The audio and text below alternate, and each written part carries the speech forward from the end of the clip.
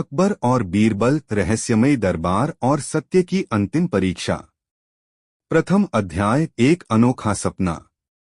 एक रात मुगल बादशाह अकबर ने एक अजीब सपना देखा। उन्होंने देखा कि उनके पूरे साम्राज्य में अचानक एक अंधकार छा गया है। सूरज नहीं उगता, चांद नहीं निकलता, नदियां सूख गई हैं और लोग रो रहे हैं। तभी एक आवाज आई, जहां सत्य की राह छूटेगी वहां रोशनी भी खो जाएगी। अकबर नींद से घबराकर उठे। वह पसीने से तरबतर थे। उन्होंने तुरंत बीरबल को बुलवाया। सुबह होते ही बीरबल हाजिर हुआ। अकबर ने कहा, बीरबल, मैंने एक अजीब सपना देखा है। मुझे डर है कि इसका कोई गहरा अर्थ है। बीरबल ने मुस्कुराकर कहा, जहां पनाह, सपनों में जो दिखता है वह अक्सर मन की बात बताता है। हो सकता है कि राज्य में किसी ने सत्य से मुंह मोड़ लिया हो। अकबर ने सोचा, अगर ऐसा है तो मुझे सच जानना होगा। उन्होंने आदेश दिया, कल दरबार में घोषणा की जाए, जो व्यक्ति सत्य के मार्ग पर चलता है वही असली इनाम पाएगा। द्वितीय अध्याय। सत्य की खोज का फरमान। अगले दिन पूरे राज्य में यह घोषणा कर दी गई, सम्राट अकबर एक ऐसा व्यक्ति ढूंढना चाहते हैं जो अपने जीवन में कभी झूठ न बोला हो। उसे 100 स्वर्ण मुद्राएं, रेशमी वस्त्र और सत्य रत्न की उपाधि दी जाएगी। यह सुनकर पूरा नगर उत्साहित हो उठा। हर कोई सोचने लगा, क्या मैं झूठ नहीं बोलता। बहुत से लोग दरबार पहुंचे, व्यापारी, संत, सैनिक, यहाँ तक कि कुछ साधु भी। पहला व्यक्ति एक व्यापारी था। उसने कहा, जहां पनाह, मैं अपने जीवन में कभी झूठ नहीं बोलता। बीरबल ने हल्की मुस्कान के साथ पूछा, कभी नहीं? तो क्या आपने अपने व्यापार में कभी भी मोलभाव नहीं किया? व्यापारी झेंप गया। मोलभाव तो करना पड़ता है। और वह हार गया। दूसरा व्यक्ति एक साधु आया। उसने कहा, मैं सत्य का ही पुजारी हूं। बीरबल ने पूछा, तो क्या आपने कभी किसी को दान देने से इनकार किया? साधु बोला, कभी कभी परिस्थितियां। बस, बीरबल ने कहा, परिस्थितियां सत्य को मोड़ देती हैं। एक एक करके सभी असफल हो गए। अकबर ने गहरी सांस ली। क्या इस संसार में कोई सच्चा मनुष्य नहीं? बीरबल ने मुस्कुराकर कहा, जहां पनाह, सच्चा मनुष्य मिलेगा, लेकिन उसे पहचानने के लिए सच्ची परीक्षा करनी होगी। तृतीय अध्याय। बीरबल की चालाक परीक्षा। 3 दिन बाद बीरबल ने दरबार में एक घोषणा कराई। राज्य के हर व्यक्ति को एक एक अन्न का दाना दिया जाएगा। जिसे सच्चा माना जाएगा, उसके दाने में जीवन होगा, वह अंकुरित होगा। 7 दिन बाद जो बीज अंकुरित होगा, वह व्यक्ति सत्यवादी कहलाएगा। सारा नगर चकित था। हर किसी को लगा कि यह कोई जादू है। लोग अपने घरों में दाना लेकर गए, उसे पानी में डाला, मिट्टी में बोया, सूरज दिखाया। 7 दिन बाद हजारों लोग दरबार पहुंचे। हर किसी के हाथ में छोटे छोटे पौधे थे, कुछ के बड़े, कुछ के छोटे। केवल एक युवक ऐसा था जिसके हाथ में सूखा बीज था। अकबर ने पूछा, तुम्हारा बीज क्यों नहीं उगा? युवक ने सिर झुकाकर कहा, जहां पनाह, मैंने वही बीज लगाया जो बीरबल ने दिया था। मैंने कोई और नहीं बोया। बीरबल मुस्कुराया। उसने कहा, जहां पनाह, यही सच्चा व्यक्ति है। क्योंकि मैंने सबको उबला हुआ दाना दिया था, जो कभी अंकुरित नहीं हो सकता। अकबर ने खड़े होकर कहा, वाह बीरबल, तुम्हारी बुद्धि की कोई सीमा नहीं। चतुर्थ अध्याय। दरबार में ईर्ष्या की आग। बीरबल की प्रशंसा पूरे साम्राज्य में फैल गई। लेकिन कुछ दरबारी, खासकर मंत्री फैजी और राजकुमार अब्दुल रहमान, उससे जलने लगे। वे आपस में बोले, अगर बीरबल ऐसे ही चमकता रहा तो हम सबकी चमक फीकी पड़ जाएगी। उन्होंने एक षड्यंत्र रचा। फैजी ने कहा, हम बीरबल को ऐसे जाल में फंसाएंगे जिसमें वह अपनी बुद्धि से भी न निकल सके। उन्होंने एक अफवाह फैलाई कि बीरबल गुप्त रूप से अपने घर सोना जमा करता है। कुछ सैनिकों को रिश्वत देकर उन्होंने बीरबल के घर से कुछ सोने के सिक्के बरामद करवाए। अगले दिन दरबार में मामला पहुंचा। अकबर गुस्से में बोले, बीरबल, क्या यह सच है? बीरबल शांत था। उसने कहा, जहां पनाह, जो आंखें धोखे की धुंध से ढकी हों, वे सत्य नहीं देख सकती। लेकिन अगर मुझे अनुमति दें तो मैं 3 दिन में असली दोषी को सामने लाऊंगा। अकबर ने कहा, ठीक है, तुम्हें 3 दिन का समय है। पंचम अध्याय, बीरबल की अद्भुत योजना। बीरबल ने अपने भरोसेमंद सेवक रामू को बुलाया और कहा, कल दरबार में सब दरबारी अपने अपने कमरों में रात बिताएंगे। मैं कहूंगा कि वहां एक जादुई दीपक रखा जाएगा जो झूठे को पहचान लेगा। अगले दिन बीरबल ने घोषणा की, जहां पनाह ने आदेश दिया है कि आज रात हर दरबारी अपने कक्ष में जादुई दीपक के सामने सोएगा। जो झूठा होगा उसके दीपक की लौ सुबह बुझ जाएगी। दरबारी घबरा गए। फैजी और रहमान को डर लगा कि कहीं दीपक सच में बुझ न जाए। वे आधी रात उठकर धीरे धीरे अपनी बत्ती बदलने लगे ताकि सबूत छिपा सकें। बीरबल दरवाजे के पीछे से सब देख रहा था। सुबह होते ही उसने सबको दरबार में बुलाया। कहा, जहां पनाह, सच्चाई के दीपक ने झूठे को पकड़ लिया है। अकबर ने पूछा, कैसे? बीरबल बोला, जिस व्यक्ति ने रात में डर के कारण दीपक छुआ वही झूठा है, क्योंकि सच्चे को डर नहीं होता। फैजी और रहमान के हाथों में जले के निशान थे। दरबार में सन्नाटा छा गया। अकबर ने क्रोधित होकर कहा, बीरबल, तुमने फिर से सत्य को उजागर कर दिया। षष्ठ अध्याय, रहस्यमयी साधु। कुछ महीने बीते। एक दिन एक रहस्यमयी साधु दरबार में आया। उसने कहा, मुझे पता है जहां पनाह के सपनों का रहस्य क्या है, लेकिन इसकी कीमत होगी। अकबर ने पूछा, क्या कीमत? साधु बोला, राज्य के सबसे बुद्धिमान व्यक्ति की आत्मा। अकबर ने कहा, यह कैसी बात हुई? साधु हंसा, यदि मैं गलत हूं तो मुझे मौत दो, और अगर सही हूं तो मेरे आदेश का पालन करो। बीरबल आगे बढ़ा, जहां पनाह, मुझे अनुमति दीजिए, मैं इस साधु की परीक्षा लूंगा। साधु ने कहा, आधी रात को मैं दरबार में आऊंगा। वहां एक दीपक होगा और जो सत्य का है वही उसकी लौ बुझा पाएगा। आधी रात को दरबार सन्नाटा था। बीरबल ने देखा कि साधु कोई जादू कर रहा है। उसने तुरंत दीपक के पास रखे जल को सूंघा। उसमें धतूरा मिला हुआ था जो भ्रम पैदा करता है। बीरबल ने अपने तरीके से साधु को बेहोश कर दिया और सुबह दरबार में पेश किया। अकबर ने पूछा, बीरबल, यह सब क्या था? बीरबल ने बताया, जहां पनाह, यह साधु नहीं बल्कि हमारे पड़ोसी राज्य का जासूस है। इसका उद्देश्य आपके सपनों को भ्रम में बदलना था ताकि राज्य में डर फैले। अकबर अवाक रह गए। बीरबल, तुमने एक बार फिर मुगल सल्तनत को बचा लिया। सप्तम अध्याय, अंतिम परीक्षा। साल बीतते गए। अकबर वृद्ध होने लगे। उन्होंने सोचा, अब मुझे यह देखना है कि क्या बीरबल सचमुच हर स्थिति में सत्य और बुद्धि बनाए रखेगा। उन्होंने बीरबल को बुलाकर कहा, बीरबल, तुम्हारे लिए मेरी अंतिम परीक्षा है। तुम्हें 3 दिन के भीतर यह साबित करना होगा कि मैं इस संसार का सबसे बड़ा शासक नहीं हूं। बीरबल मुस्कुराया, जहां पनाह, यह आसान नहीं है पर असंभव भी नहीं। 3 दिन बाद बीरबल ने दरबार में 3 व्यक्ति बुलाए।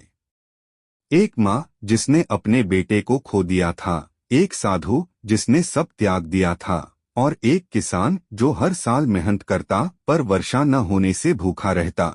बीरबल ने कहा, जहां पनाह, आप इनसे महान हैं पर इनका दुख भी सबसे बड़ा है। इनकी स्थिति पर आपका कोई हुक्म नहीं चलता, इसलिए आप सबसे बड़े शासक नहीं बल्कि सबसे न्यायप्रिय हैं। अकबर की आंखों में आंसू आ गए। उन्होंने कहा, बीरबल, तुमने न केवल मेरे राज्य को बल्कि मेरे हृदय को भी जीता है। अष्टम अध्याय सच्चाई का सूर्य। कुछ वर्षों बाद जब बीरबल नहीं रहे तो दरबार वीरान सा हो गया। अकबर रोज उनके बारे में सोचते। एक दिन उन्होंने वही सपना फिर देखा, पर इस बार उसमें सूरज उग आया था, चिड़िया चहक रही थीं, और वह आवाज फिर आई, जहां सत्य जीवित रहता है वहां सदा प्रकाश रहता है। अकबर मुस्कुराए, बीरबल, तुम चले गए, लेकिन तुम्हारी बुद्धि इस राज्य का दीपक बन गई। और उस दिन से अकबर ने अपने राज्य में एक आदेश जारी किया, जो भी व्यक्ति सत्य बोलेगा, चाहे वह छोटा हो या बड़ा, उसे बीरबल के नाम पर सम्मान मिलेगा। इस प्रकार बीरबल की बुद्धि, न्याय और सत्य की मिसाल सदा के लिए इतिहास के पन्नों में अमर हो गई। कहानी का सार। यह कहानी सिर्फ अकबर और बीरबल की नहीं, बल्कि सत्य, बुद्धि और न्याय की शक्ति की कहानी है। यह दिखाती है कि जब बुद्धि का दीपक सत्य के तेल से जलता है, तब अंधकार भी प्रकाश में बदल जाता है। अकबर और बीरबल भाग 2, बीरबल की वापसी और झूठ का साम्राज्य। प्रथम अध्याय अनुपस्थिति की आंधी। बीरबल के निधन के बाद मुगल दरबार जैसे अपनी आत्मा खो चुका था। दरबारी काम तो चलते रहे, लेकिन अब निर्णयों में वह गहराई और न्याय नहीं थी जो बीरबल लाता था। अकबर हर शाम महल के बगीचे में बैठते और बीरबल की कहानियों को याद करते। वो अक्सर कहते, बीरबल तो मेरा दर्पण था। जब तक वह था, मैं स्वयं को स्पष्ट देख पाता था। समय बीतता गया, परंतु दरबार में झूठ, चापलूसी और स्वार्थ का जाल फैलता गया। दरबारी मंत्री फैजी, जिसे पहले सजा दी गई थी, अब फिर से सत्ता में आने लगा। उसने धीरे धीरे अपनी चालें बिछाईं। फैजी ने अकबर से कहा, जहां पनाह, अब राज्य को नई दिशा चाहिए। बीरबल की तरह चुटकुलों से नहीं, तलवारों से शासन होना चाहिए। अकबर ने कुछ नहीं कहा, लेकिन उनका मन अशांत था। उसी रात उन्होंने फिर वही सपना देखा। इस बार अंधकार लौट आया था और वही आवाज बोली, जहां सत्य की लौ बुझती है, वहां झूठ का साम्राज्य जन्म लेता है। अकबर चौंक कर उठे। उनकी आंखों में आंसू थे। क्या बीरबल की आत्मा मुझसे कुछ कहना चाहती है? उन्होंने सोचा। द्वितीय अध्याय रहस्यमय यात्री। अगली सुबह दरबार में एक साधारण से कपड़ों में एक यात्री आया। उसकी आंखें तेज थीं और मुस्कान वैसी ही जैसी कभी बीरबल की होती थी। उसने कहा, जहां पनाह को प्रणाम। मैं एक दूर राज्य से आया हूं, जहां सत्य की पूजा होती है। अकबर ने जिज्ञासा से पूछा, तुम्हारा नाम? रामदास, उस यात्री ने कहा। मैं बीरबल का शिष्य हूं। दरबार में खुसफुसाहट हुई। कई दरबारी बोले, शिष्य? यह तो नया ढोंग है। लेकिन अकबर ने उसे गौर से देखा। रामदास की आंखों में एक आत्मविश्वास था जो किसी झूठे में नहीं हो सकता। अकबर ने कहा, ठीक है रामदास, यदि तुम बीरबल के शिष्य हो तो उसकी तरह बुद्धि दिखाओ। अगर सफल रहे तो तुम्हें उसका स्थान मिलेगा। रामदास झुक गया। जहां पनाह, आज रात तक आपकी यह इच्छा पूरी होगी। तृतीय अध्याय बुद्धि की पहली परीक्षा। उसी दिन दरबार में एक अजीब मामला आया। एक व्यापारी ने शिकायत की, जहां पनाह, मेरे नौकर ने मेरा ही गहनों का संदूक चुरा लिया है, पर सबूत नहीं है।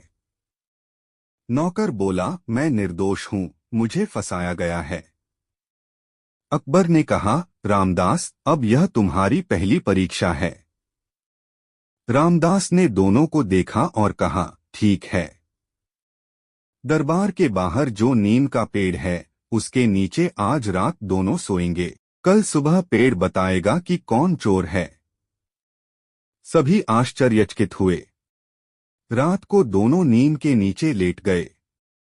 रामदास ने अपने आदमी से कहा कि सुबह जल्दी जाकर देखे कि कौन पहले उठा।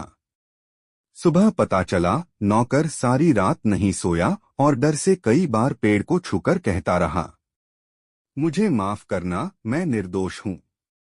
जब रामदास ने दरबार में पूछा किसने पेड़ को छुआ, नौकर डर गया और सच उगल दिया। अकबर मुस्कुराए, वाह, यह तो बीरबल की चाल जैसी थी। रामदास बोला, जहांपनाह, बीरबल ने कहा था, झूठे को खुद अपनी ही जुबान पकड़वा देती है। चतुर्थ अध्याय, झूठ का जाल। रामदास के बुद्धिमान निर्णयों से अकबर प्रसन्न होने लगे, लेकिन फैजी को यह नागवार गुजरा। उसने सोचा, अगर यह सच में बीरबल का शिष्य है तो जल्द ही मुझे फिर अपमान झेलना पड़ेगा। फैजी ने झूठ का साम्राज्य खड़ा करने का निश्चय किया। उसने जासूसों को भेजकर हर गांव में अफवाहें फैलानी शुरू की कि राजा अब बूढ़ा हो गया है, दरबार में झूठ बोलने से पद मिलता है, जो राजा की तारीफ करेगा वही धनी बनेगा। धीरे धीरे सारा राज्य भ्रम में डूबने लगा। लोग सच्चाई से डरने लगे। हर कोई झूठी चापलूसी करने लगा। अकबर ने महसूस किया कि कुछ बदल गया है। मेरे राज्य में सच्चाई का सूरज ढलने लगा है, उन्होंने कहा। पंचम अध्याय, सत्य की अग्नि परीक्षा। रामदास ने अकबर से कहा, जहांपनाह, मुझे 3 दिन दीजिए, मैं झूठ के इस साम्राज्य को तोड़ दूंगा। 3 दिन बाद उसने एक अजीब आदेश दिया। जो भी व्यक्ति सच बोलेगा उसे बीरबल की समाधि पर सोने की अंगूठी मिलेगी, पर जो झूठ बोलेगा उसका नाम दरबार में पढ़ा जाएगा। सैकड़ों लोग दरबार में आए। हर कोई कहता, मैं सच बोलता हूं। पर जब उनसे पूछा गया, क्या आपने कभी किसी को धोखा नहीं दिया, तो सब चुप हो गए। आखिर एक छोटी बच्ची आई। उसने कहा, मैंने एक बार झूठ बोला था कि मैंने आम नहीं खाए, जबकि खाए थे। रामदास मुस्कुराया। उसने कहा, तुम ही सच्ची हो, क्योंकि जो अपने झूठ को मान ले वही सच्चा होता है। अकबर ने कहा, रामदास, तुम्हारी बुद्धि बीरबल जैसी ही है। फैजी ने देखा कि अब उसकी योजनाएं विफल हो रही हैं। उसने अंतिम चाल चली। षष्ठ अध्याय, बीरबल की आत्मा का रहस्य। एक दिन फैजी दरबार में आया और बोला, जहांपनाह, मैंने एक सिद्ध योगी पाया है जो मृत आत्माओं से बात कर सकता है। वह बीरबल की आत्मा को बुला सकता है। अकबर उत्साहित हो गए। सच? उन्होंने पूछा। फैजी ने कहा, जी हां, लेकिन शर्त है कि कोई प्रश्न ऐसा पूछा जाए जो केवल बीरबल ही जानता हो। अकबर ने आदेश दिया। आज रात महल के प्रांगण में वह अनुष्ठान होगा। रात को सैकड़ों दीप जलाए गए। योगी, जो असल में फैजी का आदमी था, मंत्र पढ़ने लगा। धुएं में एक आकृति उभरी। मैं बीरबल की आत्मा हूं। अकबर बोले, अगर तुम बीरबल हो तो बताओ, वह कौन सी बात है जो सिर्फ हम दोनों जानते थे। आकृति बोली, जहांपनाह, आपने कहा था सत्य की तलवार सबसे तेज होती है। अकबर ने सिर झुकाया, पर रामदास ने ध्यान से देखा। उस आत्मा की परछाई जमीन पर पड़ रही थी। उसने तुरंत कहा, जहांपनाह, आत्मा की कोई परछाई नहीं होती। रामदास ने सैनिकों को संकेत दिया। धुआं हटते ही वहां फैजी का आदमी पकड़ा गया। अकबर क्रोधित हुए। फैजी, तुमने बीरबल के नाम पर झूठा खेल खेला। फैजी कांपते हुए बोला, जहांपनाह, मैंने गलती की। अकबर ने कहा, तुमने नहीं, तुम्हारे भीतर के झूठ ने गलती की है। अब झूठ का राज्य खत्म होगा। सप्तम अध्याय, बीरबल की आत्मा की सच्ची पुकार। उस रात अकबर अकेले बैठे थे। उन्होंने चांद की ओर देखा और कहा, बीरबल, तुम्हारी कमी अब भी महसूस होती है। अचानक हवा चली और दीपक की लौ झिलमिलाई। दीवार पर एक छाया उभरी, जैसे बीरबल मुस्कुरा रहा हो। और एक हल्की सी आवाज आई, जहां पनाह, जब तक लोग सच बोलने से नहीं डरेंगे तब तक मैं जीवित हूं। अकबर की आंखें भर आईं। उन्होंने अगले दिन फरमान जारी किया, आज से हर दरबार में सत्य दिवस मनाया जाएगा। जो सच बोलेगा उसे बीरबल रत्न मिलेगा। रामदास को उन्होंने राज्य का मुख्यमंत्री बना दिया और कहा, आज मैंने बीरबल को फिर से पा लिया। अष्टम अध्याय, सत्य का साम्राज्य। वक्त बीतता गया। रामदास के नेतृत्व में राज्य में फिर से न्याय लौटा। गरीबों की सुनवाई होने लगी, भ्रष्टाचार घटने लगा। लोग कहते, अब दरबार में बीरबल की आत्मा बसती है। एक दिन जब अकबर वृद्ध हो चुके थे, उन्होंने रामदास से कहा, अगर कभी मेरे बाद अंधकार फैले तो याद रखना, सत्य की एक लौ भी 1000 झूठों से बड़ी होती है। रामदास ने प्रणाम किया, जहां पनाह, यह लौ कभी नहीं बुझेगी। रात को अकबर ने वही सपना फिर देखा। इस बार वह आवाज बोली, अब सत्य का साम्राज्य स्थापित हो गया है। अगली सुबह सूरज की पहली किरणों के साथ अकबर की आत्मा शांत हो गई। लोग कहते हैं, उस दिन आकाश में एक उजला तारा चमका, जिसे आज भी लोग बीरबल तारा कहते हैं। कहानी का सारांश। यह कहानी दिखाती है कि सत्य कभी मरता नहीं, वह रूप बदलता है। बीरबल गया, पर उसकी बुद्धि और न्याय की भावना रामदास के रूप में लौट आई। जहां सत्य की नींव मजबूत हो, वहां झूठ का साम्राज्य भी टिक नहीं सकता। अकबर और बीरबल, भाग 3, बीरबल की आत्मा और भविष्य का बादशाह। प्रथम अध्याय, नए युग का आरंभ। अकबर के निधन के बाद दिल्ली का आसमान कुछ दिनों तक जैसे उदास रहा। मुगल साम्राज्य के सभी प्रदेशों में शोक छाया था, किंतु जीवन ठहरता नहीं। अब शासन की बागडोर संभाली जहांगीर ने, अकबर के पुत्र ने। जहांगीर एक कलाप्रेमी, संवेदनशील परंतु जिद्दी स्वभाव का शासक था। वह चाहता था कि उसका शासन अकबर की तरह महान हो, परंतु उसे एक चीज खटकती थी, बीरबल। सब अकबर की प्रशंसा करते हैं क्योंकि उसके पास बीरबल था। जहांगीर ने एक दिन कहा, पर मेरे पास कौन है जो मेरी सोच को समझे। मुख्यमंत्री अब रामदास थे, बीरबल के शिष्य। उन्होंने कहा, जहां पनाह, बीरबल की आत्मा आज भी राज्य में विद्यमान है। बस आपको उसे महसूस करना होगा।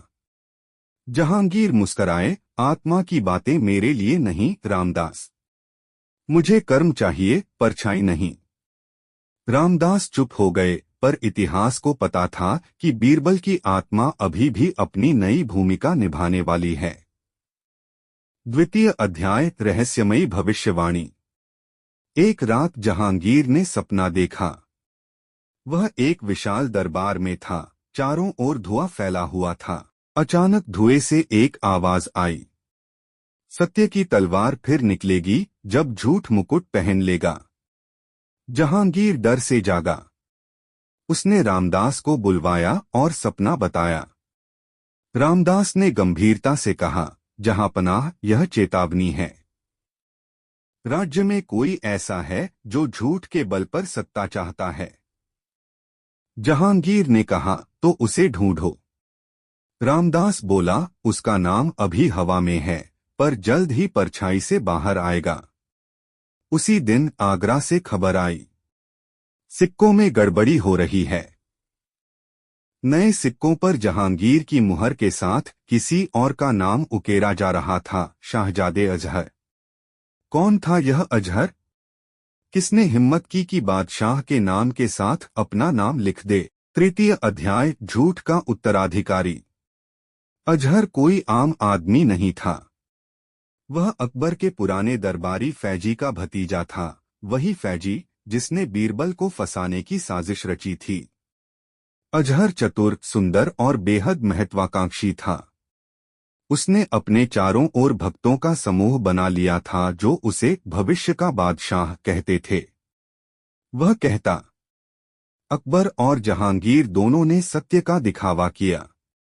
असली शक्ति झूठ को सच बना देने में है। लोगों के मन में धीरे धीरे संदेह पनपने लगा। कुछ सैनिक अजहर के साथ हो गए। दरबार में उसके समर्थक बढ़ने लगे। रामदास ने यह समाचार जहांगीर को दिया। जहांगीर ने कहा, यदि वह झूठ फैला रहा है तो उसे सच से हरा। रामदास मुस्कुराया, जहांपनाह, झूठ को हराने के लिए सिर्फ सच काफी नहीं, चाल भी चाहिए, बीरबल की चाल। चतुर्थ अध्याय, आत्मा का संकेत। उसी रात रामदास महल के पुराने बगीचे में टहल रहे थे। अचानक उन्हें हवा में बीरबल की धीमी सी आवाज सुनाई दी।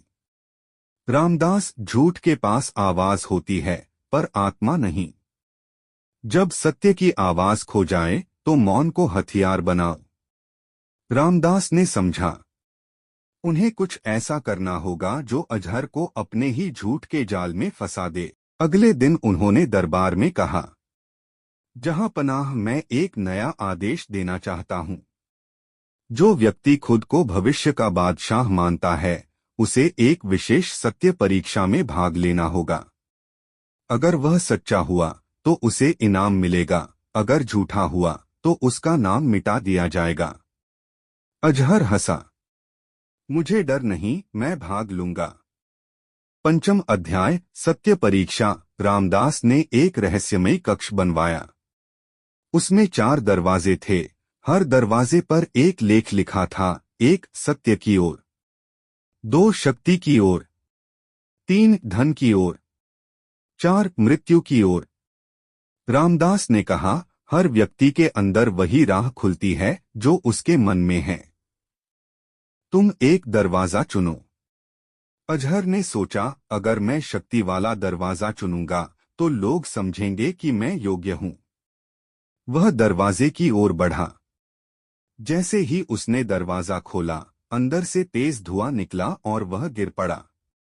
वहां कोई शक्ति नहीं, केवल एक आईना था जिसमें उसकी खुद की लालच भरी आंखें दिखाई दे रही थीं। रामदास बोला, देखो, यही तुम्हारी सच्चाई है।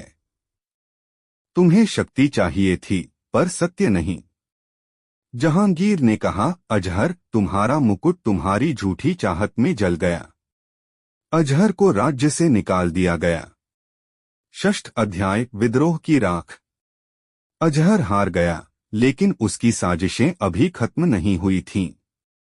वह दक्षिण भारत के दक्कन क्षेत्र में भाग गया और वहां झूठे भविष्यवक्ता बनकर रहने लगा।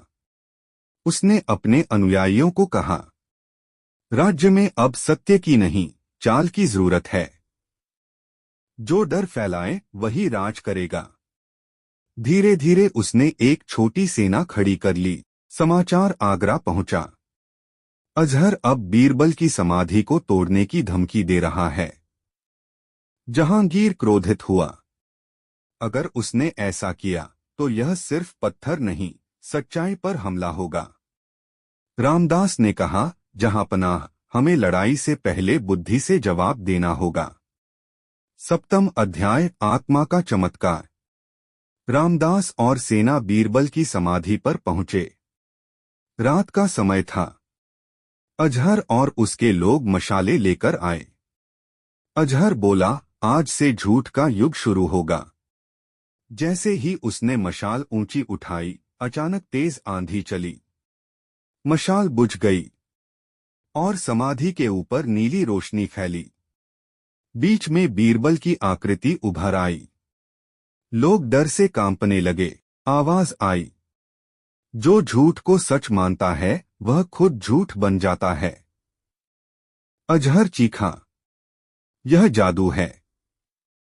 रामदास बोला, नहीं, यह तुम्हारे मन की सच्चाई है जो तुम्हें जला रही है। अचानक अजहर का चेहरा राख से भर गया। वह गिर पड़ा और बोला, मैंने झूठ को भगवान समझा। पर झूठ तो सिर्फ परछाई था। लोगों ने उस दिन से उसे भ्रम राजा कहा। उसका झूठा साम्राज्य उसी रात ढह गया। अष्टम अध्याय बीरबल की विरासत।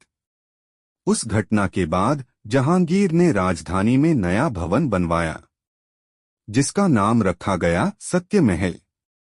वहां हर निर्णय से पहले एक दीपक जलाया जाता, जिसे बीरबल दीप कहा जाता था।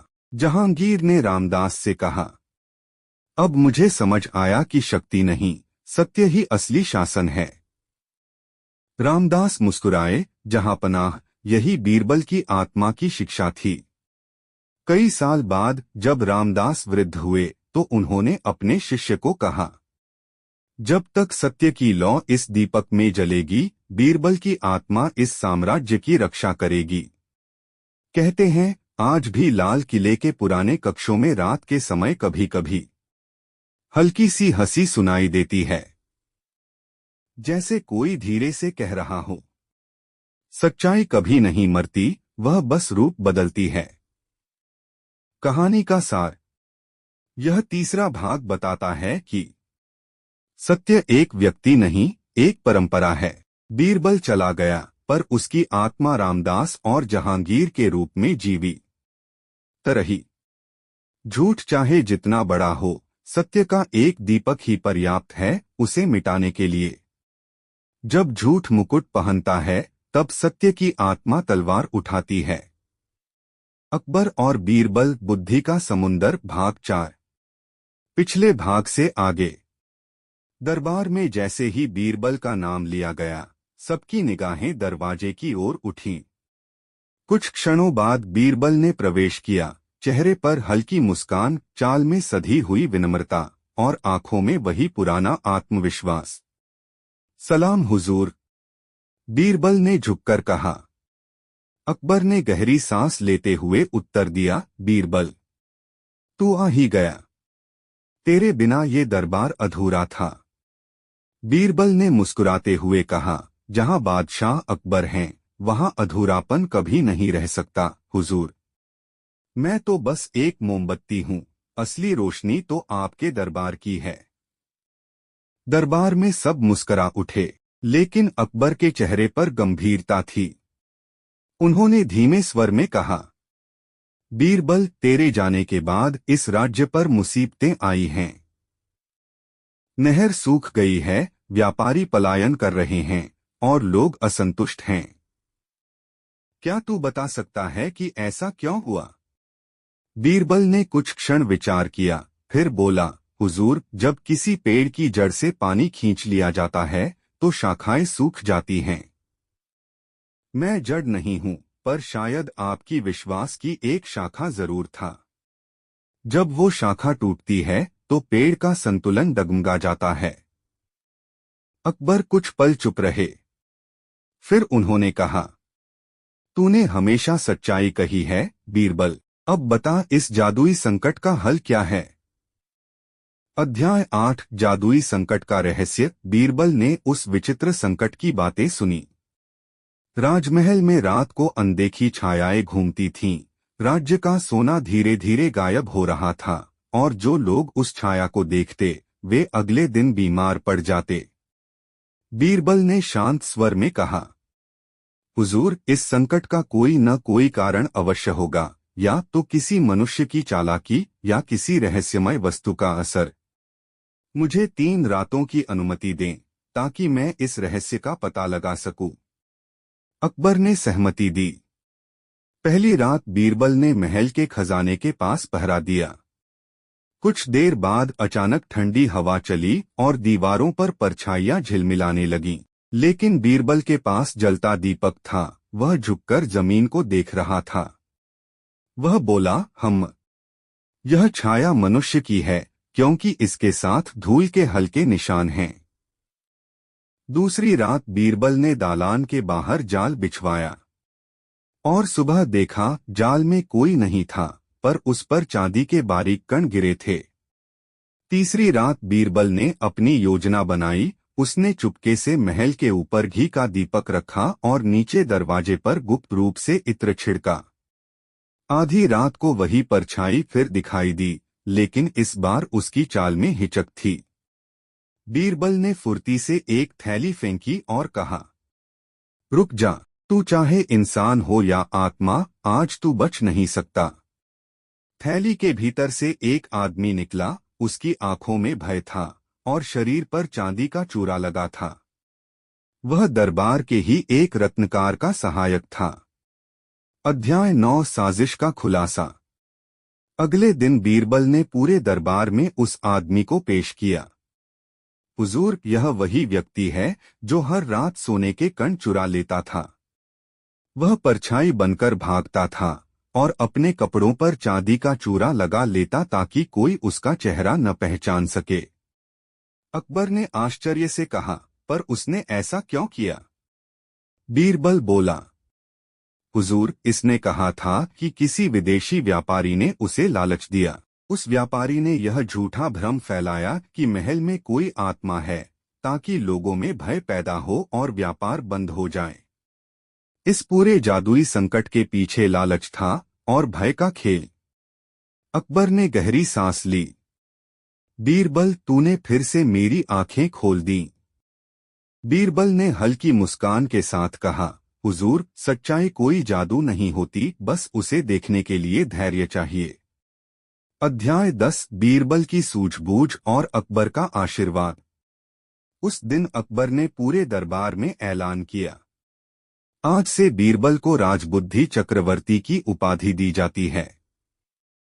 जिसने राज्य की रक्षा केवल तलवार से नहीं बल्कि अपनी बुद्धि से की। बीरबल झुक गया, हुजूर, अगर मैं बुद्धि का प्रयोग करता हूं तो उसकी प्रेरणा आपसे ही मिलती है। बादशाह की निगाह अगर सच्ची हो तो मंत्री की बुद्धि भी सच्चाई की राह पर चलती है। दरबार में तालियां गूंज उठीं। रात को जब बीरबल अपने कक्ष में पहुंचा तो उसने दीपक जलाया और मन ही मन कहा, संकट तो आते रहेंगे, पर जब तक सत्य और विश्वास साथ हैं, कोई अंधेरा टिक नहीं सकता। दीपक की लौ जैसे उसके शब्दों पर झिलमिला उठी और बीरबल की मुस्कान एक नई कहानी का वादा कर रही थी। अकबर और बीरबल, बुद्धि का समुंदर, भाग 5, विदेशी दूत और बीरबल की नई परीक्षा। पिछले भाग से आगे। राजमहल में शांति लौट आई थी। अब न कोई रहस्यमयी छाया थी, न कोई भय का वातावरण। परंतु अकबर का दरबार ऐसा स्थान था जहां हर दिन एक नई चुनौती जन्म लेती थी। और इस बार चुनौती आई थी दूर के देश रूम से आए एक विदेशी दूत के रूप में। अध्याय 11 विदेशी दूत का आगमन।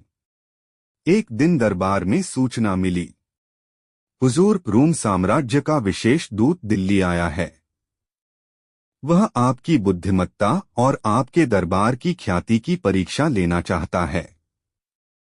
अकबर ने मुस्कराते हुए कहा, हमारा दरबार सभी के लिए खुला है। बुलाओ उसे। थोड़ी देर बाद दरबार का दरवाजा खुला। अंदर आया एक लंबा, गोरा व्यक्ति, नीली आंखें, सुनहरी पोशाक और सिर पर ऊंची पगड़ी। वह झुककर बोला, सलाम बादशाह अकबर। मैंने आपके और आपके मंत्री बीरबल के बारे में दूर देशों में बहुत कुछ सुना है। कहा जाता है कि आपकी बुद्धि और बीरबल की सूझबूझ की मिसालें दी जाती हैं। मैं आज यहाँ उसी की परीक्षा लेने आया हूँ। अकबर मुस्कराए, तुम्हारा स्वागत है। लेकिन याद रखना, हमारे दरबार में केवल बुद्धि ही नहीं, विनम्रता की भी परीक्षा होती है। दूत ने हल्की मुस्कान के साथ कहा, बुद्धि की सच्चाई तो तभी पता चलेगी जब उसे परखा जाए, हुजूर। बीरबल ने देखा, दूत के हाव भाव में घमंड छिपा था। वह सोच में पड़ गया, यह केवल प्रश्न पूछने नहीं आया, यह हमारे गौरव को चुनौती देने आया है।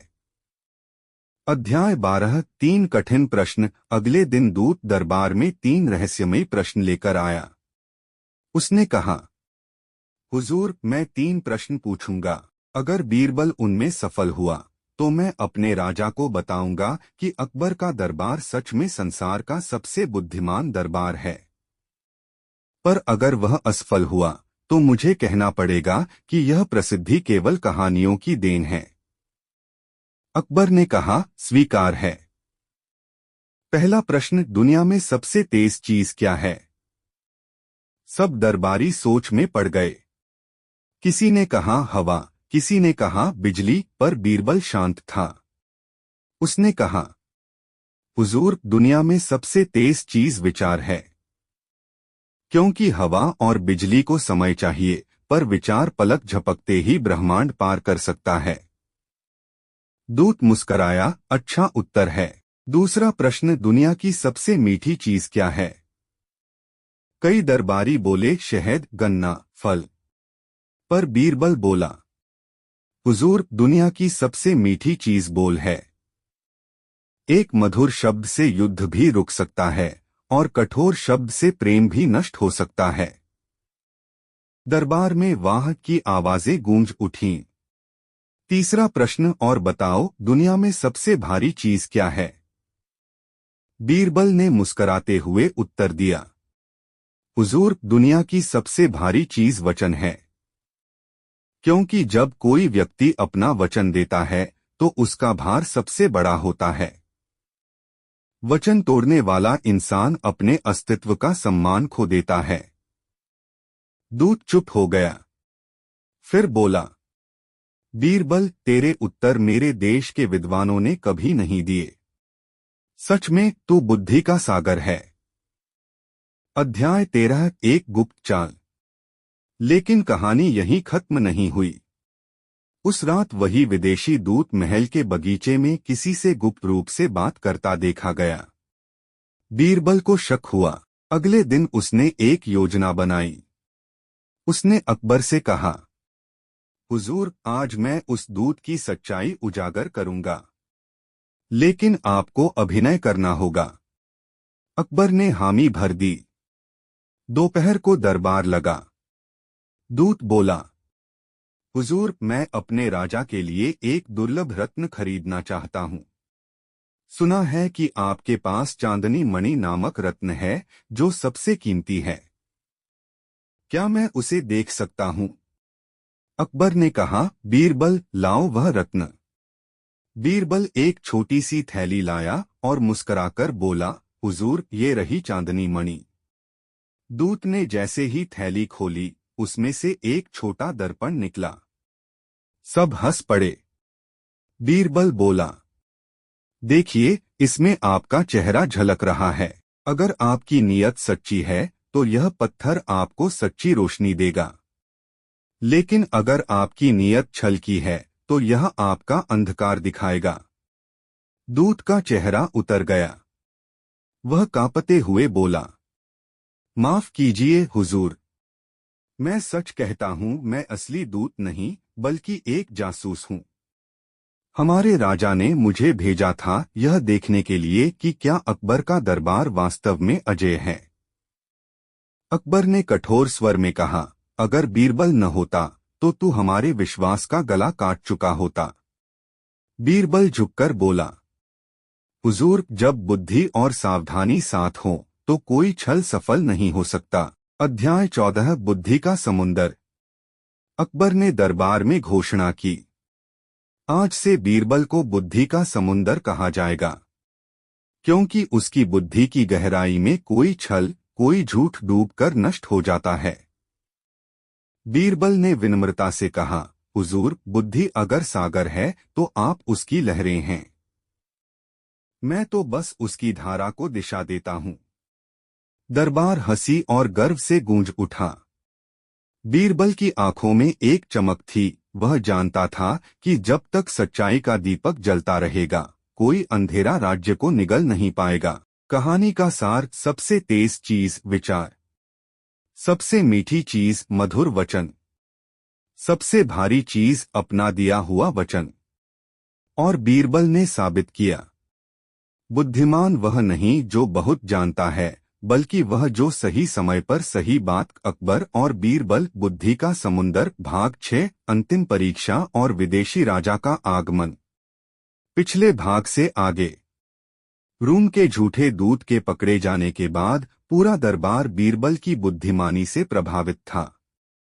अकबर ने कहा, बीरबल, तेरी चतुराई ने हमें न केवल एक छल से बचाया बल्कि हमारे राज्य की प्रतिष्ठा भी बढ़ाई।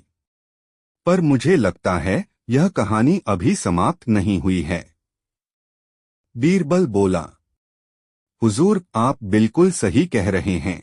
यह दूत केवल संदेशवाहक था। असली खेल उसके पीछे बैठे राजा का है, जिसने हमारे साम्राज्य की बुद्धि को चुनौती देने की ठानी है। अकबर ने दृढ़ स्वर में कहा, तो फिर अब उस राजा को खुद यहाँ बुलाया जाए ताकि उसे भी पता चले कि अकबर और बीरबल की जोड़ी किसे कहते हैं। 15 रूम के राजा का आगमन। कुछ महीनों बाद दिल्ली में हलचल मच गई। खबर आई, रूम का राजा अपने सैनिकों और विद्वानों के साथ दिल्ली आ रहा है। वह अकबर के दरबार में खुद प्रश्नोत्तरी करना चाहता है। अकबर ने भव्य स्वागत की तैयारी करवाई। लाल किले के प्रांगण में फूलों की सजावट हुई, हाथियों पर रेशमी कंबल चढ़ाए गए और बाजों की गूंज चारों ओर फैल गई।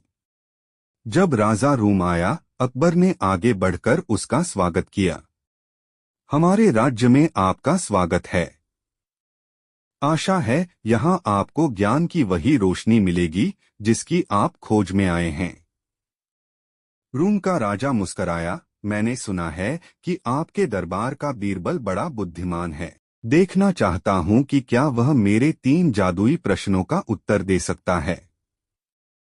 अध्याय 16 3 जादुई प्रश्न। दरबार में सन्नाटा छा गया जब रूम का राजा खड़ा हुआ। वह बोला, मेरे 3 प्रश्न सरल दिखते हैं, पर उत्तर देना असंभव है। अगर बीरबल असफल हुआ तो मैं स्वीकार करूंगा कि रूम का राज्य अधिक बुद्धिमान है। अकबर बोले, स्वीकार है। पहला प्रश्न, ऐसी कौन सी चीज है जो जितनी दी जाए उतनी ही बढ़ती जाती है। सब सोच में पड़ गए। बीरबल मुस्कराया और बोला, हुजूर, ज्ञान और प्रेम दोनों जितना बांटो उतने ही बढ़ते हैं। सोना, धन या जमीन देने से घटते हैं, पर ज्ञान और प्रेम बांटने से बढ़ते हैं। रूम का राजा हल्के से मुस्कराया। अच्छा, अब दूसरा प्रश्न। दूसरा प्रश्न, कौन सी चीज बिना पैरों के चलती है, बिना मुंह के बोलती है और बिना शरीर के दुनिया को हिला देती है। दरबार में सन्नाटा। फिर बीरबल ने कहा, वह है अफवाह, रूमर। यह न दिखाई देती है, न सुनी जाती है, पर पूरे राज्य में भय फैला सकती है। दरबारी दंग रह गए। रूम का राजा पहली बार गंभीर दिखा। बहुत खूब बीरबल।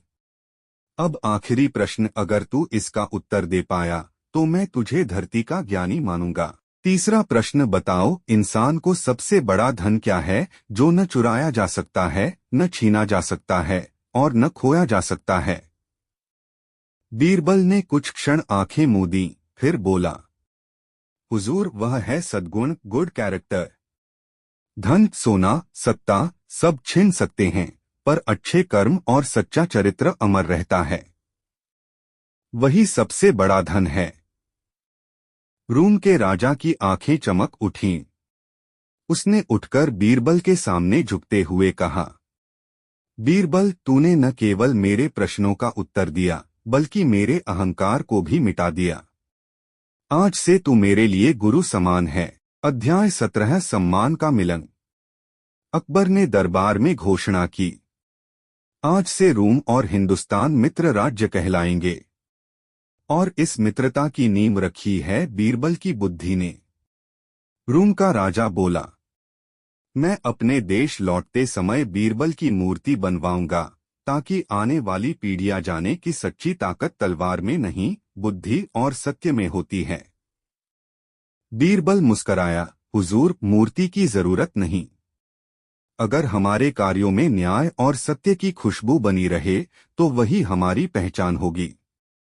अकबर ने बीरबल को गले लगाते हुए कहा, तू सच में बुद्धि का समुंदर है बीरबल, और मैं धन्य हूं कि तू मेरे दरबार का रत्न है। अध्याय 18 अंतिम सीख। रात को महल के बगीचे में अकबर और बीरबल अकेले टहल रहे थे। अकबर ने पूछा, बीरबल, तू हर बार इतना शांत कैसे रहता है? कभी डर नहीं लगता कि उत्तर गलत हो सकता है? बीरबल ने मुस्कराते हुए कहा, हुजूर, जब इरादे सच्चे हों तो उत्तर अपने आप सही दिशा में ले जाते हैं। डर उसी को लगता है जो झूठ में जीता है। मैंने हमेशा सत्य का साथ दिया है, इसलिए मुझे डर नहीं, विश्वास मिलता है। अकबर ने संतोष से सिर हिलाया। तेरी बातें मेरे दिल में उतर जाती हैं, बीरबल। बीरबल हंस पड़ा। हुजूर, यही तो हमारी दोस्ती की असली ताकत है। आप सवाल पूछते हैं और मैं जवाब ढूंढता हूँ। हम दोनों मिलकर ही एक दूसरे को संपूर्ण बनाते हैं। अंतिम अध्याय, बुद्धि का दीपक।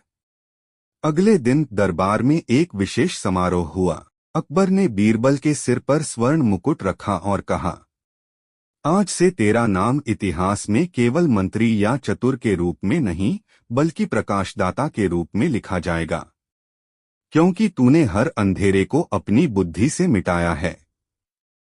बीरबल ने झुककर कहा, हुजूर, बुद्धि की रोशनी तब तक चमकती है जब तक न्याय की लौ जलती रहती है। अगर कभी अन्याय हावी हो गया तो यह दीपक भी मंद पड़ जाएगा। इसलिए वचन दीजिए कि यह लौ सदा जलती रहेगी। अकबर ने वचन दिया, जब तक मैं जीवित हूँ न्याय की लौ कभी नहीं बुझेगी। दरबार में शंखनाद हुआ, फूलों की वर्षा होने लगी और बीरबल की आंखों में एक चमक थी, जैसे बुद्धि का दीपक हमेशा के लिए इतिहास के पन्नों पर जल उठा हो। कहानी का संदेश, बुद्धि का असली अर्थ केवल चतुराई नहीं, बल्कि सच्चाई को पहचानना और दूसरों के लिए प्रकाश बनना है। अकबर और बीरबल, बुद्धि का समुंदर, भाग 7, बुद्धि का दीपक अमर हुआ। पिछले भाग से आगे।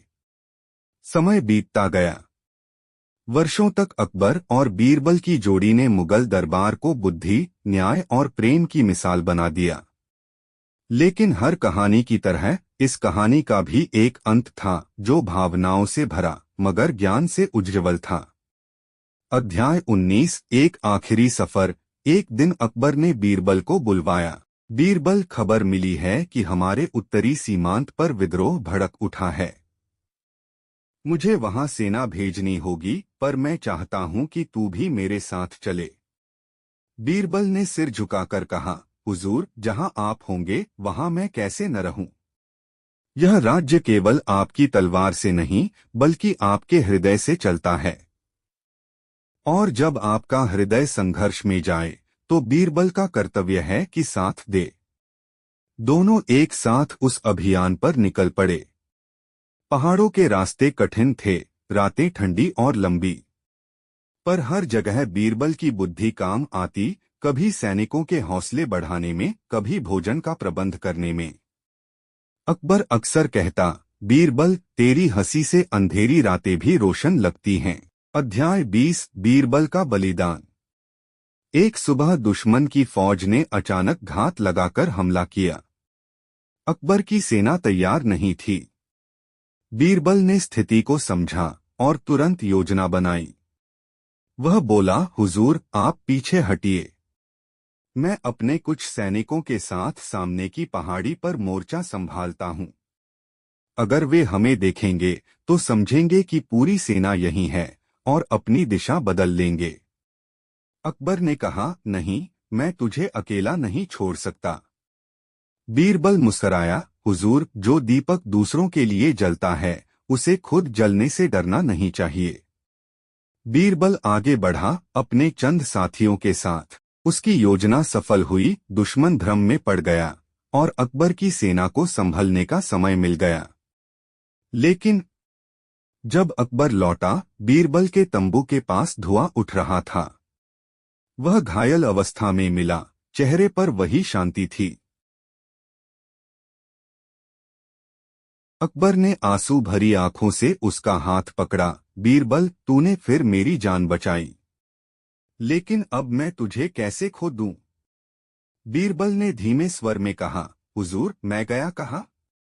मैं तो हर उस जगह रहूंगा जहां आप सच्चाई और न्याय का साथ देंगे। मेरी बुद्धि अब आपके दिल में है, और जब तक आप न्याय करेंगे मैं जीवित रहूंगा। इतना कहकर उसकी आंखें बंद हो गईं, और जैसे समय थम गया। अध्याय 21 अकबर का शोक और वचन। अकबर कुछ दिनों तक किसी से नहीं बोला। दरबार सूना पड़ गया था। वह हंसी, वह नोकझोंक, वह तर्क सब जैसे खो गए थे।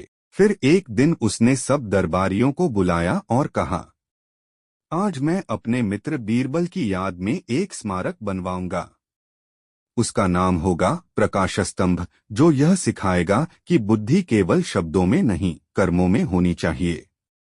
लाल पत्थरों से बना वह विशाल स्तंभ दिल्ली के पास बनाया गया, जिसके शीर्ष पर एक दीपक जलता रहता दिन रात। अकबर ने आदेश दिया, यह दीपक कभी नहीं बुझेगा। इसे बीरबल का दीपक कहा जाएगा। वह दीपक आज भी इतिहास के पन्नों में अमर है, सत्य, साहस और बुद्धि की अनंत रोशनी के रूप में। अध्याय 22 बुद्धि की विरासत। सालों बाद अकबर के पुत्र जहांगीर ने अपने पिता की डायरी में एक पन्ना पाया। उस पर लिखा था, मैंने बहुत से योद्धा देखे, बहुत से विजेता, लेकिन केवल एक बीरबल देखा, जिसने बिना तलवार चलाए साम्राज्य को अमर बना दिया। उसका दीपक न मिटा, न मिटेगा, क्योंकि वह मानवता की लौ से जला है। जहांगीर ने वही शब्द अपने दरबार में दोहराए, और तभी से बीरबल की कहानियां केवल मनोरंजन नहीं रहीं, वे शिक्षा बन गईं। बच्चों को सिखाया जाने लगा, सच्चा वीर वही है जो बुद्धि और करुणा से विजय पाए, न कि हिंसा से। अंतिम अध्याय अमर दीपक। रात का समय था। लाल किले के बगीचे में धीमी हवा बह रही थी। अकबर अकेला बैठा था, बीरबल की यादों में खोया हुआ। उसने आसमान की ओर देखा और कहा, बीरबल, आज भी तेरा दीपक जल रहा है। तूने कहा था, जहां न्याय रहेगा वहां मैं रहूंगा। सच है, क्योंकि हर बार जब मैं किसी निर्दोष को बचाता हूं, तेरी आवाज मेरे दिल में गूंजती है। हवा चली, दीपक की लौ डगमगाई, पर बुझी नहीं। और अकबर मुस्कराया, देखा बीरबल, तेरी बात अब भी सही निकली।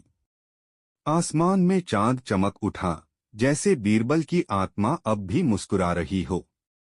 कहानी का संदेश, अंतिम सीख, बुद्धि का दीपक कभी नहीं बुझता, अगर वह सत्य और करुणा से जलाया गया हो।